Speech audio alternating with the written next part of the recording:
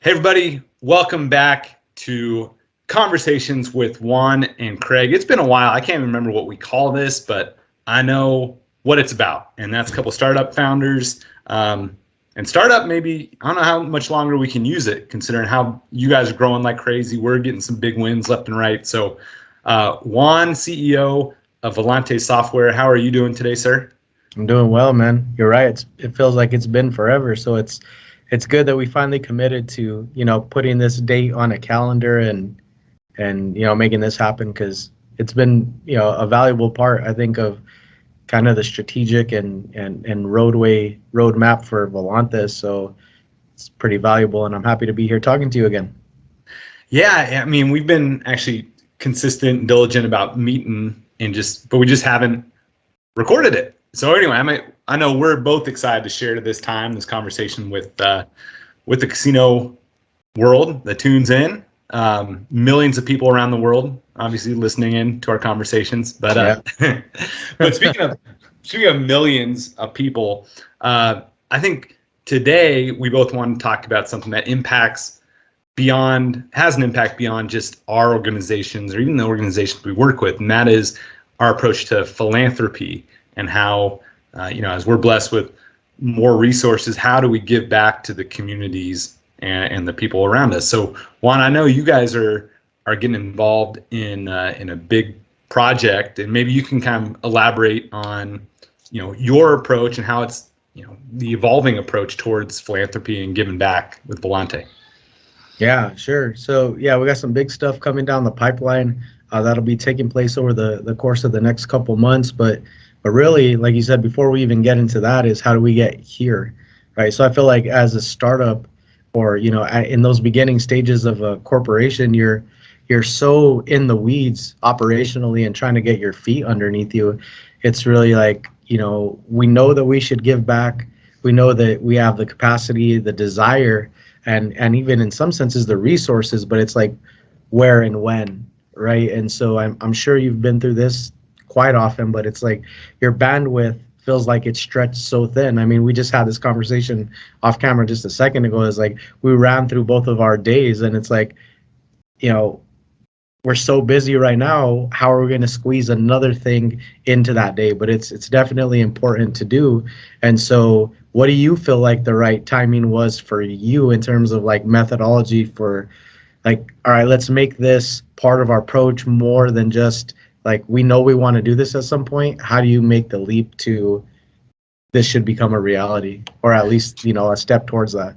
Yeah, great question. For us, I knew it was going to be it. I think it's easier if you're donating or giving time or giving resources from the beginning, Okay. because, and we, and when I say the beginning, I meant the beginning of when we started actually making a profit. So yeah, I guess it was 2017 is when we really, started turning a corner. Maybe we were break even. We were kind of floundering for the first couple of years, and then 2017 was when our business on the URComped side really started taking off. And myself, my co-founder Kale, and then Katie, who does marketing for us, but she was also help with this philanthropy piece. We're all kind of on the same page about, hey man, we've been very blessed with what's going on, and we want to share that. And so we got partnered up with the Mercy Ships, which is, just to give a quick plug for them, they had one mobile hospital, and mobile being it's a ship that would go up and down the coast of usually West Africa, and they would provide surgeries for eye surgery, cleft lips, just kind of surgeries that the people in those communities didn't have access to. And it kind of tied into our business, being that URComped was mainly working with cruises. We wanted something that was giving back, but also you can kind of connect the dot between what we were Sure. doing and why this philanthropy was, or why this charity was relevant. So yeah, we started that, and we just had, okay, for every trip URComped books, we're going to donate a fixed amount to Mercy Ships. So it kind of got baked into our P&L statement. So as the business grew, our what we were able to give grew as well. But it wasn't like hey, today's the day we're going to start donating, and all of a sudden you're like, well, where do we cut? What do we Yeah, where's it do come to from? make room for that? So we tried to bake that in earlier, because otherwise I'd be like, I don't know, like I worried that I would be like that. So we kind of made a commitment early on. What about you? What's been your kind of mindset in getting into philanthropy? Yeah, so the mindset for us was really talking broad strokes about what we wanted to do in the long term. I mean, in the short term, like you said, as we've started to have more resources and things of that nature, we've done more one-off type things, right? Sponsorships for, individuals that were trying to accomplish certain things, whether it was academic or from an athletic standpoint. We like to do stuff for Christmas. So like last Christmas, we went and bought 2 or 3 shopping carts full of toys and donated them to the local like police department, because they would actually take those to families that were in need. But it's been more of like a one-off kind of thing, and like you said, you start going through all this stuff and you're like, well, we're finally in a position to do this.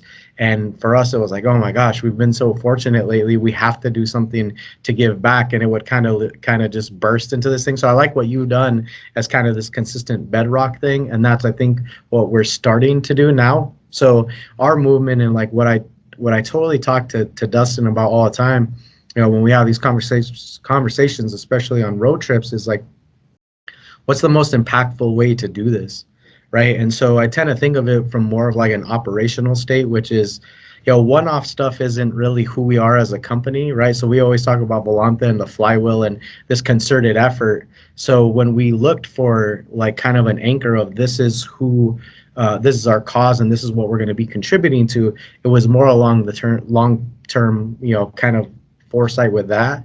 So for us, like, I'd like to eventually have our own internal arm at Volante, right? That specializes in like mostly educational attributes.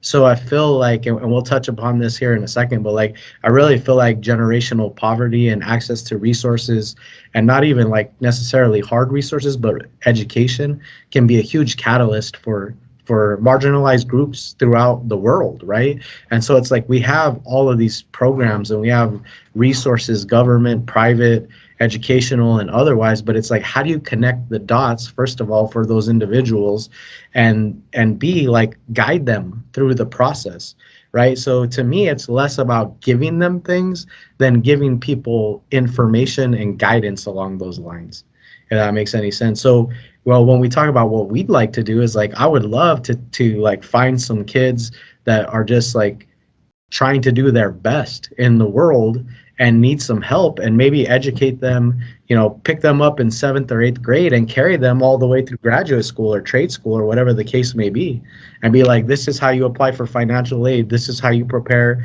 for entrance exams, this is, what compound interest means, this is like an education on credit and credit cards and all that other kind of stuff, and kind of give them some of those resources, but stay with them for 4 or 6 years, right? And again, not as like every day and doing all that kind of stuff, but if you even do 1 month touch bases with these individuals over those milestones, I feel like you can really put people in a position and get their feet underneath them to really build a solid foundation.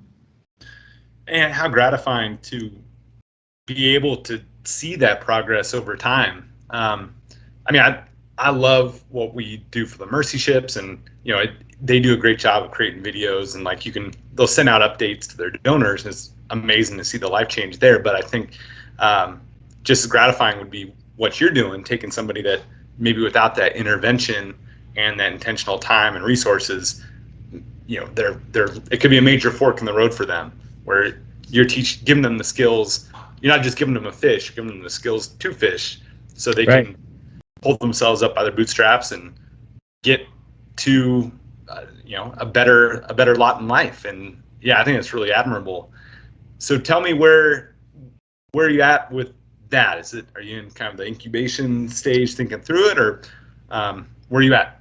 No, so where we're at with that is, we'll actually be, so one of my customers, one of my employees, they were kind of having a little riff one day, and they both ride bikes, right? And so they both were kind of taunting each other, challenging each other to ride in the Tour de Tucson, which is a 100-mile in one day bike race in Tucson in November, right? And so they had talked about it over the course of about half a year. I think every time we'd go on site, they would kind of, talk about how they were going to do it. So I waited till the entire conference room was full of all their employees and told them that if they did it, I would pay for it. So with a bunch of witnesses there, it was hard for them to not, commit to it. And so they've been doing that. And so as they're preparing for it, it kind of went through my mind like, oh, all right, we'll put this together. We'll sponsor them. We'll get them all the stuff they need. We'll celebrate their accomplishment. It'll be a good little team building exercise or whatever, and relationship building as well, right? With one of the organizations. As we started talking about it further, it was like, well, we should like make this more than that, right? And so we started looking for a charitable cause here in Arizona. And so I looked at 10, 20 of them, and the one that I found that kind of aligned with what I talked about is Live and Learn. And so what that does is it focuses on women who have been in kind of bad situations, and does exactly what Dustin and I wanted to do, but for these ladies, right? So it gives them connections to different resources. I think it's a minimum 2 to 3 year program, and really the key there is to break generational poverty, right? And so there's all these statistics along the lines of, if the mother is self-sufficient and successful, the kids will be down the line. And so it's really based on getting them the tools that they need to be successful in the world, right? And so what was kind of cool is the program coordinator that we reached out to is actually a graduate of the class, of the program. And so she knows exactly what it's like, right? And she's wrapping up her master's degree at ASU right now. And so it was really inspiring. So we're going to raise money for that cause through the Tour de Tucson. Right. And so this will be our first kind of effort towards, creating that foundation like you have. Right. So I'd like to do this and continue to do it every single year and make it as big as possible. And we're inviting, not only the riders and their families and their networks, but everyone at Volante to fundraise as well. Right. And to try and get as many, dollars as we can to contribute to this program. So, going back to the methodology thing, like what's interesting is, I come from a very rural patch of dirt in northern New Mexico that either people say is like the land that time forgot, or it's the most beautiful place on earth. It's like one or the other, right? And so when I look back at like even my family's history, my grandmother, who's my dad's mom, raised all her kids on her own because my grandfather died when my dad was 2, right? And so she went to school, I think, every weekend for, I think it was 12 or 15 years. And she finally got her degree. The whole time she was a teacher. So she's a single mom of 4, going to, college. I remember my dad telling me, like, me and your uncle used to sit in the car all day long while she was in class. She would buy him like some candy and a comic book, and that's what they did, was sit in that car while she was in class, right? And so what you had was her making that conscious decision to do that, right?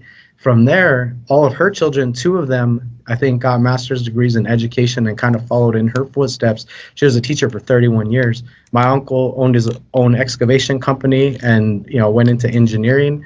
And then my dad worked at Chevron and did, some high-end like operation stuff for their mining operations. And so that change that she initiated trickled down to her children. Well, every single one of her grandchildren has graduated from college, every single one of them. So that's like Wednesday for us now, right? When people go like, oh, someone's graduated from college. I'm like my daughter, Michaela or Sydney, they'll say, are they in college? It's like, yeah, well, no, you know what? Of course they're going to graduate from college. That's just what you do. You know what I mean? And so I saw that she made a decision 30, 40 years ago that changed the trajectory of my entire family, right? And gave her children and her children's children's and her children's children's a whole nother platform that was just, 3 generations back. We were farming people. You know what I mean? And there's nothing wrong with that either. But I mean, we just kept getting more and more access and resources and education through the generations. And that's what we want to do and get back to. That's what Live and Learn does. And that's why it means a lot to me to have that type of approach, because I've seen firsthand, what a family or a group of individuals can do just by having access to those individuals that have been through things, and just deciding that that's not what we're going to do anymore. This is the new course. Now, so let's say somebody listening to this wants to get involved with something. Obviously, you found something that means a lot to you and resonates, and it matches up with a lot of your family story. And for us, I'm trying to think back of how we found it, but maybe since yours is more recent, tell us, somebody wants to get involved, how do they find a charity or a cause that really matches with their story so they can get passionate about it? It's not just donating, to Salvation Army, the Santa ringing the bell just because it's there, but they want to find something that really resonates with them and their story. How did you go about finding yours? It's just like everything else, right? And as a founder, a co-founder of your organization, what do? Get on the internet and start looking, right? And so I started Googling for, like, they have ranking websites for charities, right? And they have things broken down by keyword and everything. They have like a reputation score. People leave reviews. So that's where I really started, right? Was saying like, all right, I want to look at something in the STEM, continuing education, like resource type of deal. And you can select teens, you can select pets, you can, there's all these filters and things. You get a list of causes that you can begin to do research on. Because to me, it was very important, and I'm sure it's the same with you, right? Is we want to make sure that our time and our effort and our resources are going to someone who's going to maximize and use those resources to like the highest amount. So like Live and Learn was an offshoot of another like big organization, and they were so successful that big branch basically said, you guys need to go on your own and create your own program, and that's what they've done, right? So it was important to read those reviews to kind of find out more what people were saying in the community and people who had been a part of the program for us. But yeah, you start on the internet, and you kind of just filter it down, do your research, your due diligence, just like anything else, and then I think you can really find something that aligns with you. I do have a quick question for you though. So since you guys have been doing this for a while, how did you get the rest of your organization and your employees to kind of take up this charge with you as well? Or is it more of an isolated, like this is just as an organization what we do? I think everybody on the team, when they saw what Mercy Ships was doing, and we talked about it, something that everyone took a lot of pride in, that they could talk to customers about, hey, this is, a portion of every trip booked goes to Mercy Ships. And so it was, because with this, we're not necessarily donating time. We did go out there and we shot a video at the Mercy Ships headquarters, and that was really cool. That was a couple of years ago. Yeah. But in the day-to-day, it's mainly just kind of happens behind the scenes. But it is something that the team just likes knowing that, hey, this isn't just a entity to make money. Obviously, what URComped, it's bringing a lot of joy to people's lives. Like, they're helping them book trips and introduce to new experiences, which is great in its own right. But it is nice to know that there's also some people that are really in need, that in their wildest dreams can't imagine taking a vacation, a leisure cruise, that we're able to help them as well. So yeah, it was easy to get the team excited about it.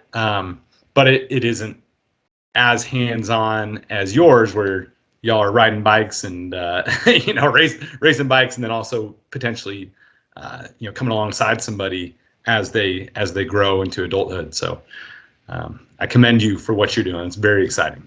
Well, commend me when we do something, because it hasn't. I mean, it started yet, but yeah, I'm anxious to get started, and hopefully in the next couple of years, as we continue to grow and have more access to resources, we're able to start, the internal one that we'd like to do. You know what I mean? So yeah, I'm excited about it. We talked about this last week, and you had the great idea of let's get on the podcast and talk a little bit about this and promote these causes. So I'm sure we'll provide links in the video somewhere to the various things that we're talking about. But yeah, man, I think it's so hard, right? It seems like for a period, every day is a struggle, right?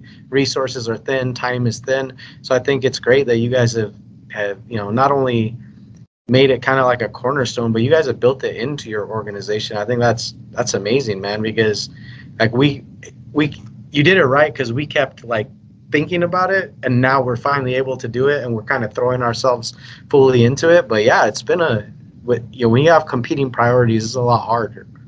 Yeah, exactly.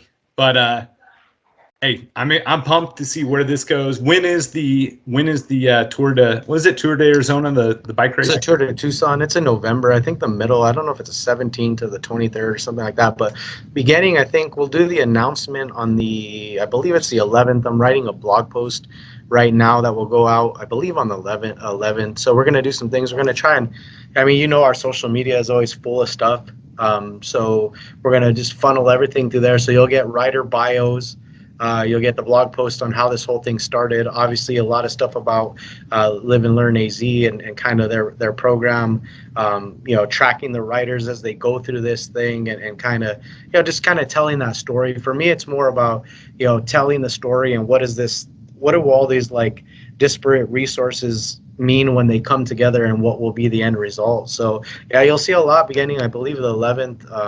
We're even going to let the public, we're going to put out a poll and let them decide the team name, right? So we won't be boring and say Team Volante. I think they have a couple funny names that they want people to vote on, and so we'll throw it on LinkedIn, and whatever wins will be the name, and then we'll get their shirts designed, and their I don't know none of that cycling stuff. All I know is you'll never see me on a bike, and I commend them, because I see the workouts that they're posting. We have a Discord for them, and the amount of effort that's going into riding 100 miles in one day is like, they deserve to be celebrated. So yeah, I can't wait for you to see it, and don't worry, you'll get a link from me to kick me a few dollars, Craig, and I'll do the same for you guys. All right, perfect. Well, I'm looking forward to seeing the team name. Maybe Bikey McBikeface. Do you remember? They had some funny ones. It was like WTF, but it was where's the finish line? Right? They're like, yeah, it was a bunch of stuff. I don't know. They were going back and forth on Discord about what it should be, and I was like, let's let the people decide. So we'll see what people come up with. Bodie McBoatface was is a British, some British like science company, National Oceanography Center. I butchered that, but they released a submarine, and they're like, let's let the public decide what to name this, and they're expecting something like sophisticated, like Deep Explorer, or some acronym, right? That's like subterranean something, like 50,000 words and three. Yeah, I know exactly what you're talking about. And then it came out, the public voted for Bodie McBoatface is the. Yeah. Well, so that's the one thing, and it was funny because the social media person on our team was like, "Are you sure you want to do this?" Because the whole adage, like in marketing, is watch who, be careful what you ask for feedback on, because you might not be excited about what you get back. But the whole thing is, we're going to just put the names for them to choose from. So there's not going to be as much latitude as something like that. Yeah. But it should be interesting. Well, Juan, always a pleasure, sir. Congratulations on all the success, as well as this new door opening with philanthropy. Yeah, same to you, man. And I commend you and your team. And it's always a pleasure talking to you. And see you. Have a good show. You're going to be out in Vegas, right? And you're going to be, showing all your wares at that new conference. So that's we'll be at the Casino Marketing Tech Conference. By the time this releases, it'll be after the show, or maybe we'll be at the show. But yeah, we're dropping a new feature since it's released after. It's going to be the player offer portal. I can't even do it justice on here. If you want to see it, schedule a demo with me. Go to trio360vip.com, and you'll see all the cool stuff. And there's a link to schedule a demo there. Juan, anything you want to promote with Volante? We have a bunch of stuff coming down the pipeline, but we got to finish the stuff that we're working on now. So always something new to be built, which is a good thing, right? I mean, when people stop asking you for stuff, then I think you're in trouble. So I'd rather be drowning in feature requests than not getting any phone calls. So nothing huge to talk about. I mean, I do have a couple of huge things to talk about, but they're not far enough for me to go talking about it. But congratulations on your new features. You heard it here first, even though you didn't, because you'll hear it after the conference. But we'll immortalize this moment in space and time as we were the ones who heard it first, man. That's right. All right, Juan, always a pleasure, sir. All right, man. Travel safe, and I look forward to speaking to you when you get back. Hopefully, we can talk about the show because that's actually when I don't think I've ever been to that one. Me neither. So it'll be a first for me. We're giving away a free cruise for 2. That's going to be the headline prize for the conference. So we're excited about it. Right on, man. We'll keep up the good work and keep doing all the good you're doing, and travel safe. Thanks, Juan. Thank you, everybody.